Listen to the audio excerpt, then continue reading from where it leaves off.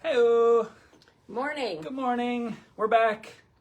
I am so excited to be here. I had a purpose for getting up this morning. It just made me feel good. I'm glad to be here, and I'm glad you've decided to join us. Yeah, good morning, everybody. You know what's so funny about this? That table still looks crooked on that camera. Isn't that weird? It is. It's intentional. Yeah, we like a crooked table. This is how we do. So sorry we have been absent for 2 weeks. 2 weeks. We saw a lot of you at the Quilt show. And then what did we miss last week for? Unloading the Quilt show? First week was loading, and the second was unloading. So it was absolutely insane. Hey, good morning, Cindy. We're going to talk about you shortly. So welcome. But yeah, I hate missing because we were on a roll and we were doing so good every Monday. And then I was like, Joann, I'm sorry. I just can't do it. We had so much stuff in the truck and I had a deadline to get it back. And I was like, oh, so my apologies. I'll take the blame for that. But we're back and hopefully no more missing. So first thing I think we'll just jump right into is what's happening right now. And I do realize that it's backwards. So someone pointed out, you can flip the camera around. I couldn't figure out how to do it on the phone, so my apologies. But you guys know what this is. This is the All Florida Shop Hop magazine. We actually have, I think, literally only 5 left. But, oh boy, are people hopping. Are they? Are you getting a lot of people in for this? Yes. So what we're getting, it hasn't been insane. We didn't know what to expect. Was everybody going to go on one day, or was it going to be, just steady? Well, it's been very, very steady every single day, which is nice because we get a chance to talk to people. So what we've seen so far are new people. So people traveling from outside of this area into this area to absolutely see what's going on. And I think Saturday ended up being pretty busy, but I think people were afraid of Bike Week. Oh. And rightfully so. I can't imagine the traffic. That was amazing. So we've seen a nice steady influx, but it's been really cool because it's all new people for the most part, which is neat. And a lot of people that we did see at why I love doing quilt shows. We saw so many new faces in Daytona for the quilt show. So it's been awesome. So the Shop Hop, just in case you're sleeping under a rock and you don't know, the All Florida Shop Hop started March 1st, and it goes till the end of April. 60 shops. Are you going to do it? I can't remember if I asked you last time. I was talking about this with my girlfriend, and it's like we just finished a shop hop, and we had a great time, and we loved going to all these shops, but do we really want to do more? And, it's like we just had the quilt show in Daytona, and now this, and like, I don't have that much money. Well, that's fair. I tell you, it's 60 shops. Now, you don't have to do all 60 shops, by the way. You could just do the regions, so 9 shops. But I'm sorry, you go to 9 shops. I don't know what kind of self-control you have. I don't know. Quilting is such a impulse buying thing. You go in and you see fabric that you love, and you think, oh, I've got to have it because in 2 months that's not going to be there. I need to get it now. And so, you end up buying stuff that maybe you wouldn't have bought otherwise. So, it's an impulse thing. So you tend to buy a lot. You tend to spend money. It's hard not to, and I totally get it. People come in, and sometimes they'll literally even say, I feel bad. I'm not buying more. I was like, I don't. Look, for me, the Shop Hop is giving people an excuse to come to a shop they've never been to. And we want to say hello, make a good first impression. Sure, if you want to buy something. I mean, a lot of shops, well, I won't say that. I've been reading a lot of the posts, and some people are saying that some shops aren't having specials. We're having specials for you, but that doesn't mean you have to buy something. But a lot of people, what I would do is probably buy like something small from every little, even it out so you're not spending a ton of money all at one shop. But then again, it's my job to make it very difficult for you not to spend a ton of money. That's right. And personally, I think you do a good job with that. Thanks. Look how crooked that is. That's unbelievable. I don't know if I'm going to fix it at this point. But I wanted to say good morning to Jan and Pamela. I'm so happy I made it on. We're so happy you made it on. Well, welcome. And good morning, Patricia. So, all right. Shop Hop is on and rocking. So if you have any questions, do call. We have a little bit of the fabric left. I think I only have 2 panels left. Good morning, Sam. So those will most likely be gone today, and then the border fabric is on its last leg. Now, just so you all know, some shops have opted in to purchase more fabric, which will come, I want to say like in May. We did not. I just didn't, honestly, and by May, I feel like I'll be bringing so much new fabric in anyway that, sorry, but we decided not to do that. And a lot of there are a few shops that did not do the pre-sales. So the shops that didn't do pre-sales still have fabric in them. Yeah, and my suggestion, if you know the route, and a lot of people are like, mapping out their path, give them a call ahead of time. Most shops, I would assume, would be happy to take an order over the phone, and then when you get there, you could pick it up if you know what you're looking for. Yeah, absolutely. In fact, we recommend it all the time. Call us. We'll put it in a bag for you. So, yeah. But we have a little bit left. So, Shop Hop is super fun, and I'm excited. And I think it's just going to be 2 months of just steady business, which is really cool. Which is a good thing. It's great. All new people. So, good morning, Cheryl. I believe that says. This is lagging. That's why I keep looking at my phone. Let's talk about this. Yes. And I forgot something, so I need to go run and get something while you're talking about that. This is really cool, by the way. I'm flying solo. Let's see how this goes. Hey, Sam. Good morning to you as well. All right. This is gonna drive me crazy. Okay. Hold on. There we go. All right, did I say hello to everybody? Pamela, Cheryl, Sam. Okay, good morning, Jan. Okay, good. I hate not acknowledging you. So good morning, everybody. So this behind me, Cindy Elliott, who jumped on this morning, has put together a block of the month for us, and I'm super excited about it. I'm going to read it off just so I don't mess the dates up. I'm pretty sure it's the 9th. Yep, so it starts very soon, March 9th. What is that? This Thursday. March 9th. Yeah, and it's a AccuQuilt block of the month. So, my Vanna left. So, Cindy used pretty much everything in this cube here. And I don't know if the camera's going to pick it up. I feel like most of you probably know at least enough about AccuQuilt, either from us talking about it or just because you've been around, and AccuQuilt's been around for a long time. So, phenomenal product. Makes doing this type of quilting so much easier. I'll move that back out of your way. So what we're going to do, it's not a hands-on class. It's a 6-month block of the month that utilizes either a 6, the 8-inch cube, or a 9-inch cube. So essentially in each cube, it's the same dies, same shapes, but different sizes. Right. So if you prefer a smaller quilt or a little bit larger, you can still apply the education and the pattern and everything. You just have to adjust for the size. I would think that even if you have let's say you bought the 12-inch cube, I would think you could even make that transition. I'm not quite sure why that wouldn't make. So I think it would work for any. That's true. I don't know why. I mean, essentially. So now, if you're really adventurous, if you've got the 4-inch cube, I think that would be awesome. Adventurous or crazy, I guess, whatever you think. But no, so let me make sure. People were asking, is it a hands-on? So it's not. What it is, I'm going to read it again. So 8-inch or 9-inch cube, and some rotary cutting to make a lap-size ornament quilt top. Each month from March to August, you will receive piecing tips, an email with cutting instructions, and 2 blocks. This quilt was inspired by Marjorie Busby, and Cindy Elliott actually designed it, which is awesome. Cindy is going to be demonstrating each time that we meet, and she's nice enough to make one of these for me, and we're going to be using Tula Pink fabric. Go figure. Big surprise. Yeah, I mean, I love this. It's I wouldn't even call this traditional because of the blues. You know, you think Christmas traditional to me is the red and the green, but it's very pretty. It's elegant looking, and I love this. Yeah. So it's not that I didn't want one just like this. It's just, you guys know me by now. I'm a little bit funky, so.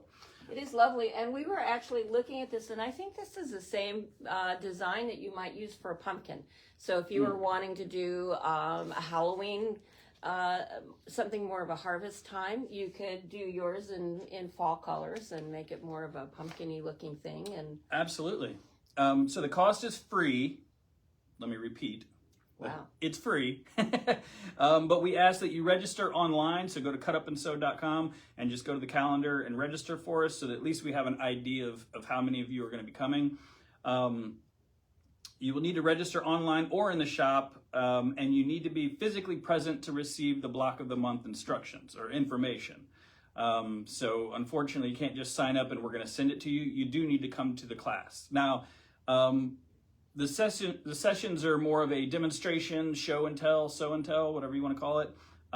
It's not a hands-on, but if you need help with piecing or cutting, sign up for our sewing studio on Monday. Cindy's always there, and we'd be more than happy to help you along the way. So let me see. I think I saw Cindy maybe either correcting me or giving us some more information. 12-inch woodwork, but I didn't do the yardage math. No problem. Oh, there you go. Yep. This would be fun for fall. Exactly. Christmas ornaments. Absolutely. So yeah, it's really cool. And we hung this up at our AccuQuilt booth in Daytona, and the response was insane. So we still have plenty of room, FYI, but it is March 9th. So feel free to call us if you have questions or go to the website, sign up. It should be fun. I'm excited. Yeah. So thank you, Cindy, for putting all this together. I'm super excited about it. And it also gives you, just as an aside, it gives you an idea of how to use these cubes, because the cubes are just shapes. Shapes, yeah. There's nothing that's it isn't a shape that looks like anything until you put it together with another shape. So it gives you an idea of how to use that, and which is a big thing. So I hope you sign up for that. It should be fun. Yeah, it should be fun.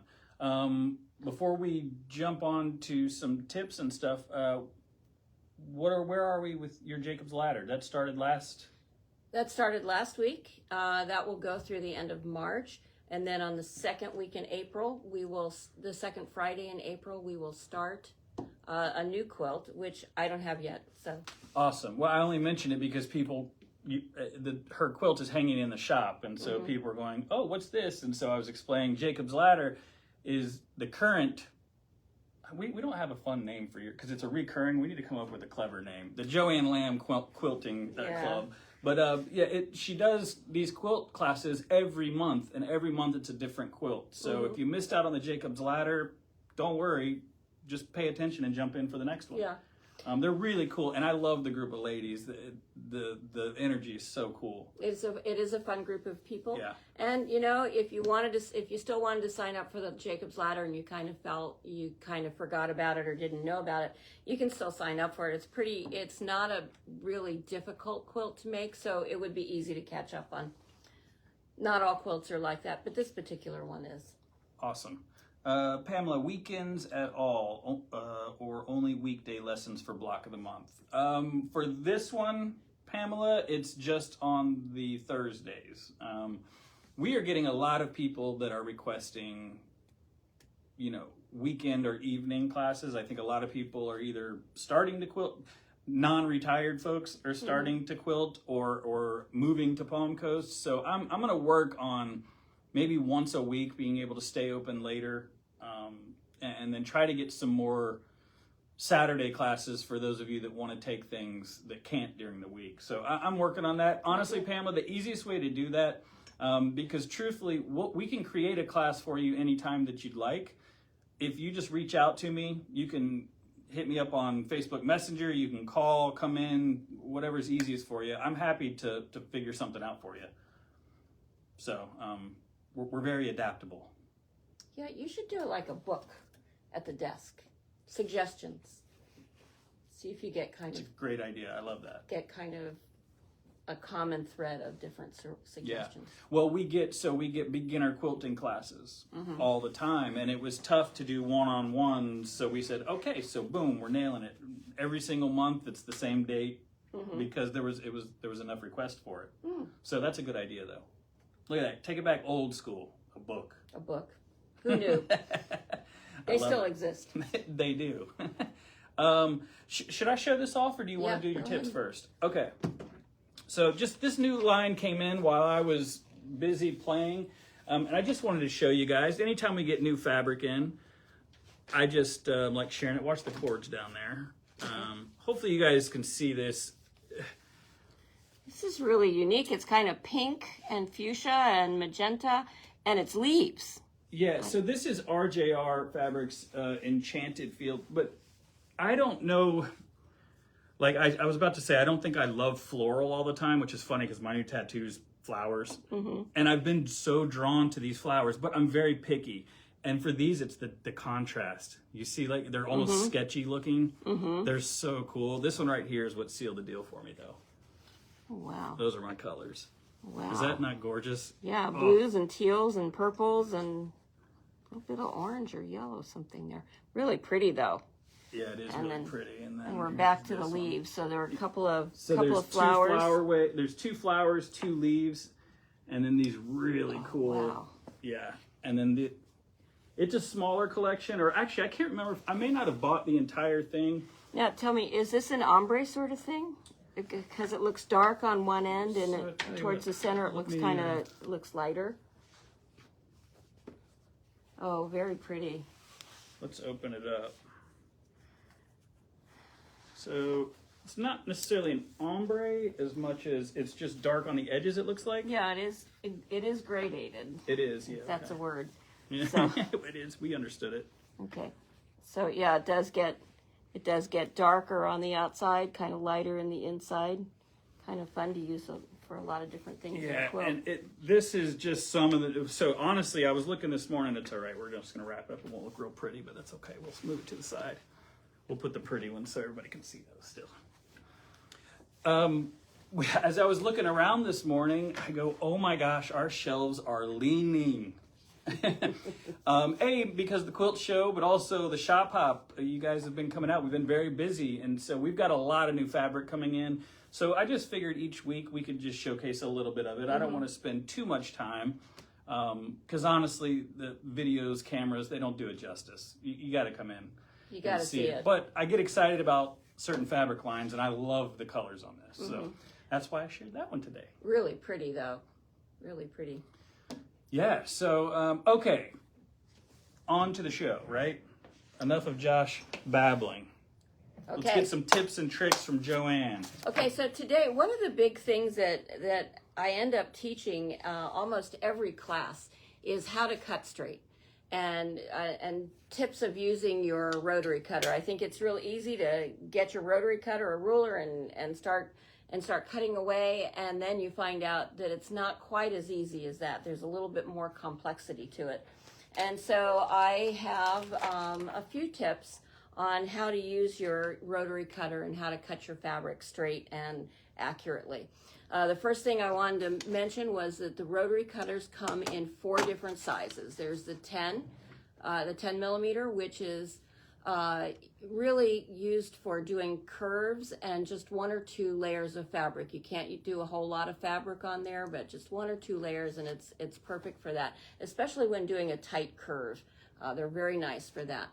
There is the 28, and that you can use for up to 4 layers of fabric. You don't want to use any more than that because really the blade does not stick out enough past there to be able to accommodate any more layers than that.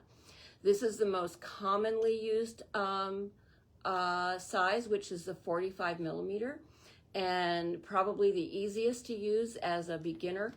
It's not too big, it's not too small, it sort of works for everything. And that one you can do up to 6 layers. And then there's the big one, this is the 60 millimeter. And the 60 millimeter you can do up to 10 layers. I don't really encourage that, but you can do that many if you want. The key to all of these, using all of these correctly, is that you're always using a sharp blade. Now I know those blades are expensive, and I know that the tendency is to use them until they die. And because I've been through that, but the reality is that when you use a nice sharp blade, the cut on your fabric is going to be so much smoother, and it's going to be easier on your body. Really, you're not going to be clenching up and trying to push that blade through your fabric. It will go so much smoother. Okay, so the next thing that's nice in preparation for cutting is to starch your fabric. Make sure your fabric is pressed and flat, and if you starch it a little bit, that will make it that much easier to cut. The fabric will stay nice and stable when you're cutting it, and you can cut straight through it, and it'll be a lot easier. So that's... Well, and before I was going to say, now the height that this table is at, this Martelli table, is not ideal. No. So to Joann's, yeah. Yeah, even me, who is short. Now when you're thinking about a height for your table, that was a good point. When you're thinking about a height, what you want to think about is something that's about 2 to 4 inches lower than your elbow. So strictly speaking, my table should be about here. And that would make it a lot easier to cut the fabric smoothly. If you're up too high, you're going to have your shoulders way up here. If you're down low, you're going to be bending over, and that's going to be hurting your back. So 2 to 4 inches underneath your elbow is like the prime thing. Oh, and Josh, look what he can do. He can make this perfect for me. I forgot it was plugged in. Let's tilt. No. And one of the things to making sure your fabric is cut straight is making sure the table's not moving. Is that a good height? Yeah, I know. Is that a good height for you? I was trying to see if you're okay. Stop moving the table. I get it. So anyway, I'm following notes here to make sure I tell you anything. So on your rotary cutter, this is the Olfa one. Is probably the most common one out there. There's all kinds of makers of them. There are some some that are more ergonomically designed than others. There's all kinds of variations. Personally, I started out with Olfa because that's what was made when I started, and I've just always loved them. I probably have every other one on the market, but I like these the best. One of the things that these have is they have little ridges here on the side, and that's where your finger goes. So you want to make sure your finger is right on those ridges. You don't want to have a death grip on your rotary cutter. You just want to have it nice and gently holding in your hand. Your body should be when you're cutting, you want to have sort of a straight line from your elbow down to here, and that's hence the height of the table. And your body, you want to have kind of to the side of where your cut is going to be. So if you're to the side, your rotary cutter is going to go straight through. Whereas if you were right in front of it like this, you're going to be crunched up. And what you want is your body to be relaxed, because you want to be able to quilt for as long as you possibly can. Not just a day, but in years to come. And if you're all crunched up, your shoulders are going to get tight and you're going to be uncomfortable. You're going to be very tense. That's right. Yes. And my apologies for the camera work. I'm trying to get it to where it's a little bit straight so that we can hopefully see Joann a little bit better. Okay. So the biggest thing I see people all the time, they're fighting against it. So this is super important. Take notes, go back and watch it. Little tips like this, you're going to be cutting all the time. Yeah. And I mean, even unless with you're an heavily AccuQuilt. into AccuQuilt, you're going to be doing a lot of cutting. That's part of what quilting is all about. And I always tell people that there are 3 places that your mistakes will come from. If you're looking at a quilt block and it's not perfect, you can look at 3 places. The first one is cutting and making sure you're cutting accurately. So you want to really pay attention to how you're doing that. That's right. Trish says, I use sizing, not starch. I'm not familiar what sizing is. Just in case anyone else is on my brainwave. Yeah. What is sizing versus sizing? Gives body to your fabric. It's when I think of starching my fabric, what I want is stiffness, and I want it to. And so I'm looking at starch. Sizing doesn't give it quite the same amount of stiffness that a starch will. And personally, when I use starch, I'm using that big bottle of starch that you buy at Walmart, and it's concentrated, and I mix it half and half with water. So my fabric is pretty stiff when I go to use it.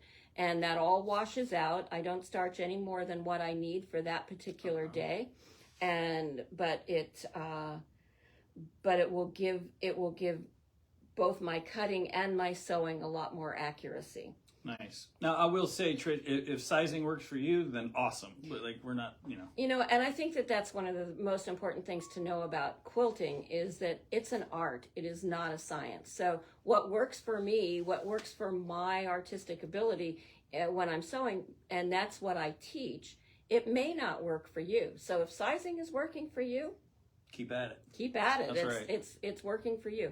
And I don't make anybody, I encourage people when they're in a class for me that they use my method so they can determine whether that's actually going to work for them or if it's any better than what they're doing.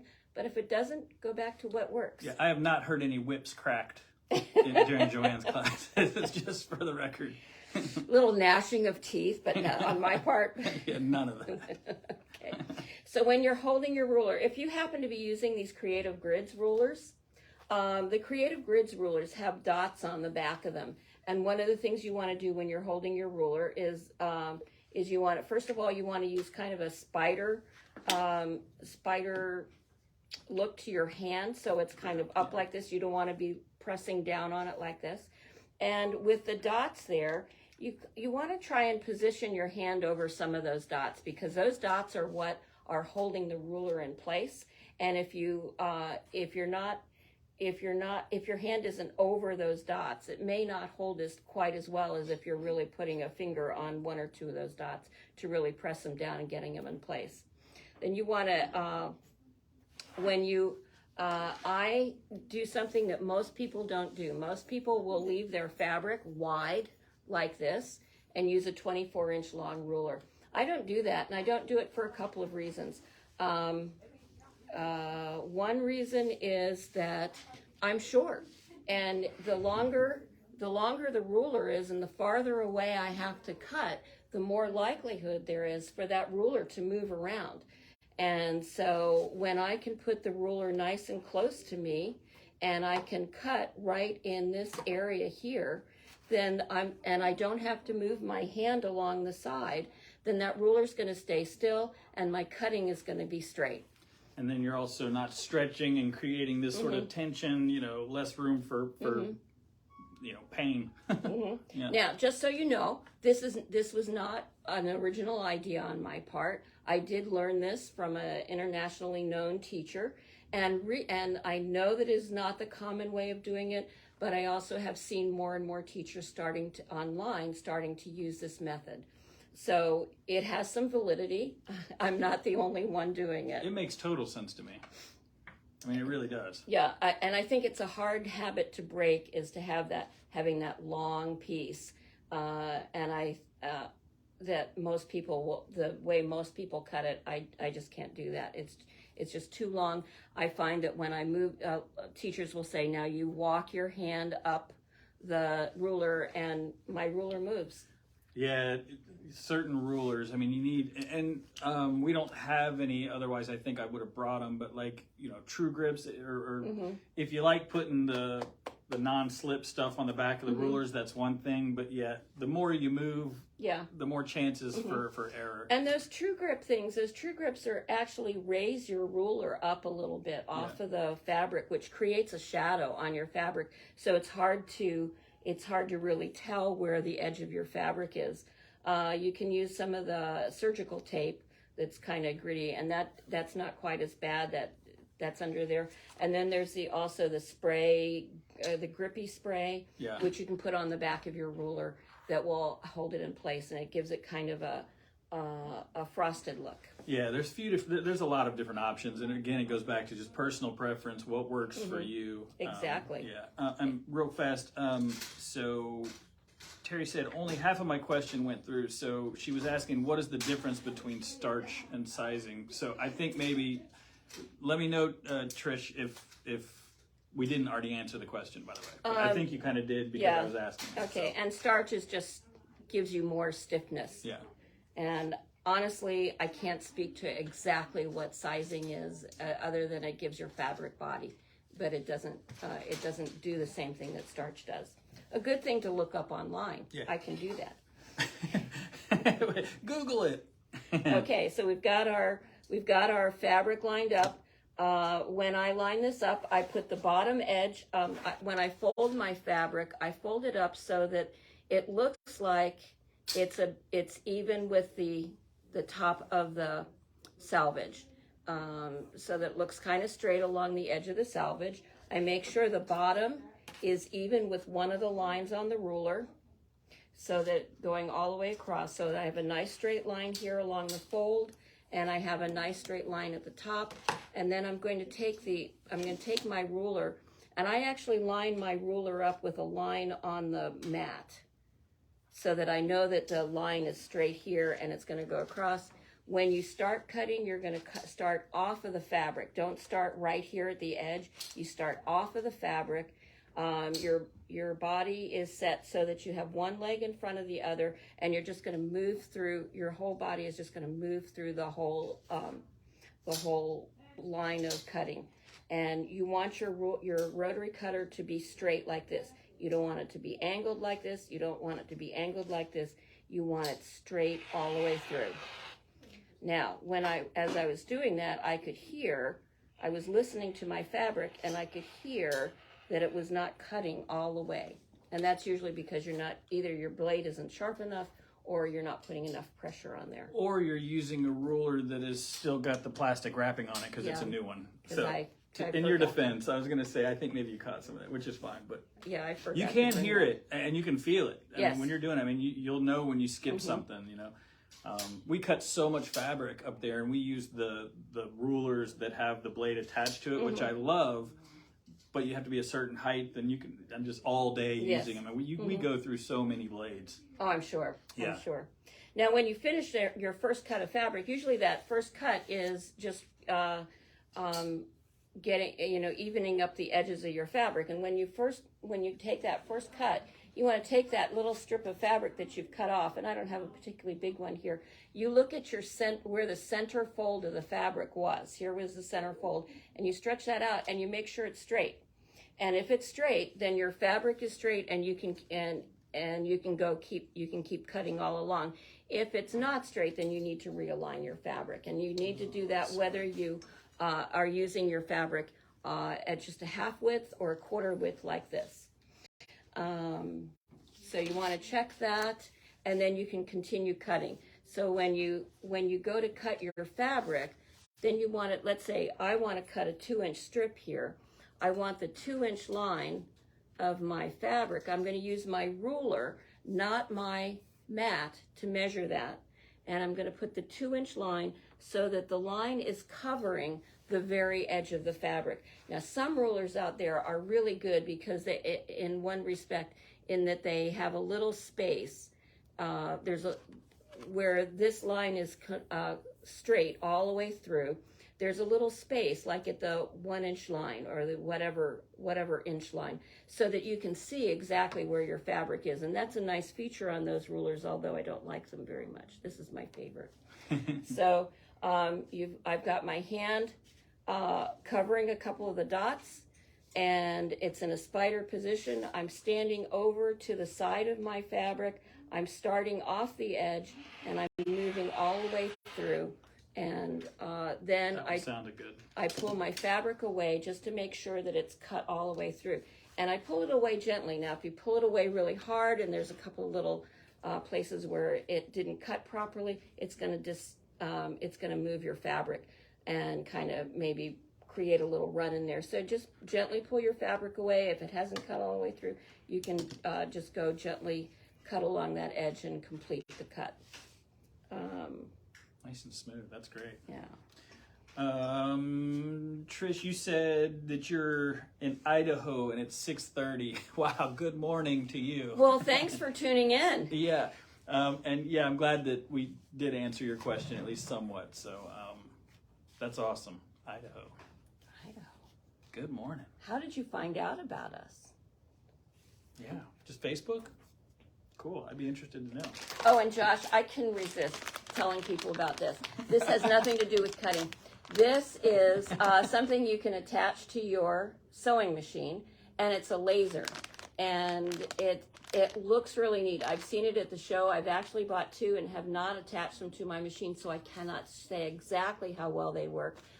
But it is such a great idea. So they had a booth right next to us, and Fiberology Lab. Oh, fantastic. So we can thank Tony for that one. That's awesome.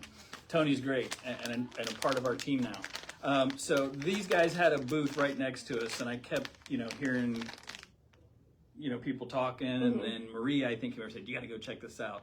So it's literally, and I promise, because I plan on doing it, I'll put it on one of our machines and do a nice video and post it for you guys.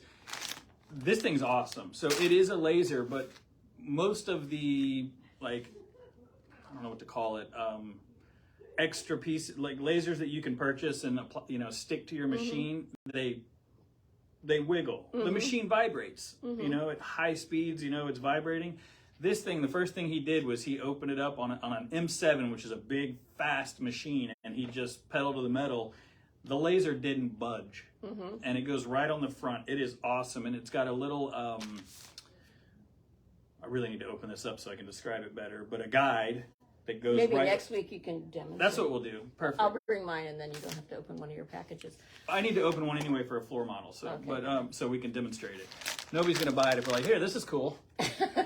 I don't know. It's an impulse. Maybe you will. But I'm glad you brought it up. So put this on your radar. Tune in next week, and we'll demonstrate it. Yeah, so what it does, it will give you a laser line that extends past your needle so that you can line up your fabric with that. So if you want a 1/4-inch line, you line that up, that laser will shine right along the line where your fabric needs to be, and you can run your fabric right along the side of it. It's a guide, which is awesome. And some of the machines, some of the high-end machines come with the lasers built in. So you have a couple of options. You buy one of these for, less than $100, and then, or you upgrade your machine to about a $5,000 machine. So choice is completely yours. But when I saw the price point on these, I go, okay, cool, let's bring these in. So I'm excited. So thanks for grabbing that. Yeah, awesome. This is just, I just love that idea. I can't wait to have mine. That's cool. You had one. Well, it'd be cooler if you'd used it. I'm sorry. You're not alone. I hear it all the time. I was excited. I've what got can one I of say? those at home. I got that at a quilt show one time, and then you never touch it. So. Let's see. What do we got here? Bought one, but can't decide which machine to put it on. Okay, well, that's a good problem to have, Cheryl. Yeah, I actually bought 2 so that I could have one for each of my machines. Yeah, awesome. That's really good stuff. Thank you for the tips, as usual, Joanne. Someone said, hey, good morning, Maria. She's waving over there. Someone said we should call it, hold on, let me find. I think Pamela said you should call her segment the JoJo Knows. That's so funny. My 2 of my grand JoJo calls knows. me Grandma JoJo. Please don't call me that. But. JoJo, Joe knows. Yeah, well, my Joe sister's knows. How Joanna. cute. We call Joanna, so Joe knows. I like that. Pamela will give you the credit. That's awesome. Okay, I think that's it. I think we gave them the tips. We talked about the shop hop, which is going on now. Just showed you some of the new fabric. We got a lot more coming in. We are not closing, so don't worry. But we're going to be going to Lakeland. Last minute decision. I got a booth at the Lakeland Quilt Show, or Sew and Quilt Expo. Excuse me. Oh, wow. It's not necessarily a quilt show. It is a Sew and Quilt Expo in Lakeland, which I have never been to, but apparently it's huge, and I'm excited.